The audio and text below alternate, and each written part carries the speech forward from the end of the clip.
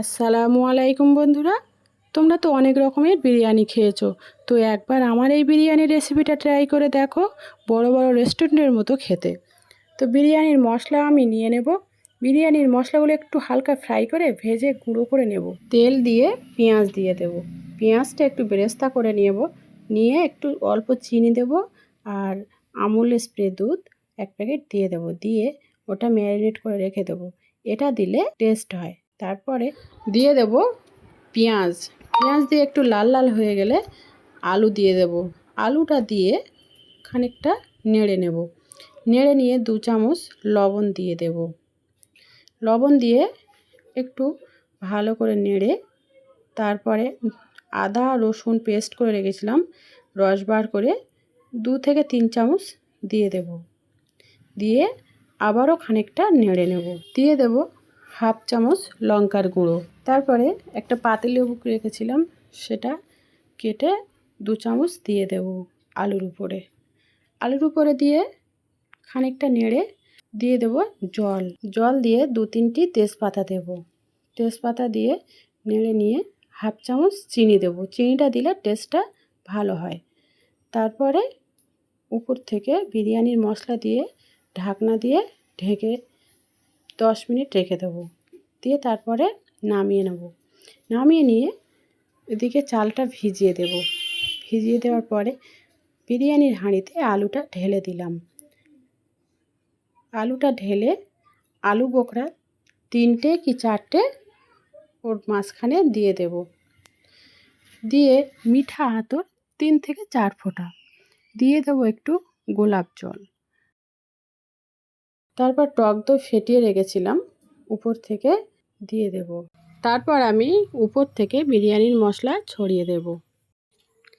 তারপর একটা কড়াইতে কিছুটা তেল দিয়েছি, দিয়ে পেঁয়াজ দিয়ে দিয়েছি। পেঁয়াজটা একটু হালকা ভেজে নেব। নিয়ে মুরগির মাংসটা ধুয়ে রেখেছিলাম, সেটা দিয়ে দেব। দিয়ে ভালো করে নাড়ব। তারপর পরিমাণ মতো লবণ দিয়ে দেব। দিয়ে 2-3টে তেজপাতা দেব।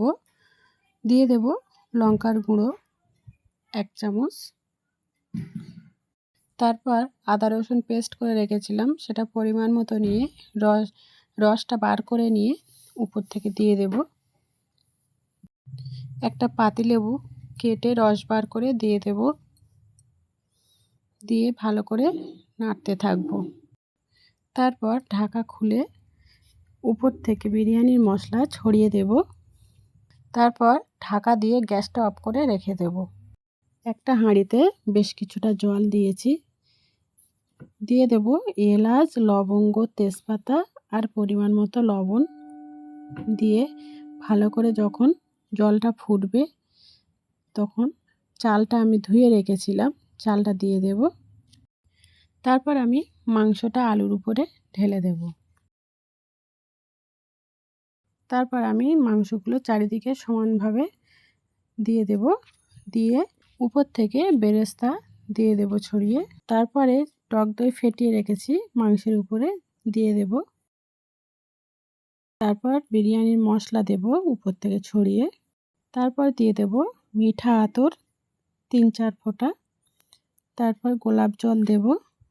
দিয়ে এদিকে আমার ভাতটা হয়ে গিয়েছে, তো আমি ফ্যান ঝারিয়ে ভাতটা আমি হাফ ঢেলে দেব। তো আমি ভাতটা ভালো করে সমান করে নিয়েছি। দিয়ে দেব বেরেস্তা আর বিরিয়ানির মশলা ছড়িয়ে দেব। দিয়ে যে হাফ ভাতটা আমি রেখেছি হাঁড়িতে, সেটা দিয়ে দেব উপরে। তারপর আমি প্রথমে যে তেলটা আমি তুলে রেখেছিলাম পেঁয়াজ ভাজার তেল, সে তেলটা উপর থেকে আমি দিয়ে দেব। তারপর আমি 1/2 লিটার দুধ ফুটিয়ে রেখেছি, তার মধ্যে আমি জাফরান দিয়ে উপর থেকে দিয়ে দেব। এবারে উপর থেকে বেরেস্তা ছড়িয়ে দেব। দিয়ে দেব মিঠা আতর, দিয়ে দেব গোলাপ জল। তারপর আমি দিয়ে দেব কয়েক চামচ ঘি দিয়ে চাপা দেব। চাপা দিয়ে তারপর গ্যাসে 15 থেকে 20 মিনিট লো ফ্লেমে দিয়ে রাখবো। তারপর নামিয়ে নেব। তো আপনারা যদি চ্যানেলে নতুন হয়ে থাকেন তাহলে অবশ্যই সাবস্ক্রাইব করে দেবেন পরবর্তী ভিডিও দেখার জন্য।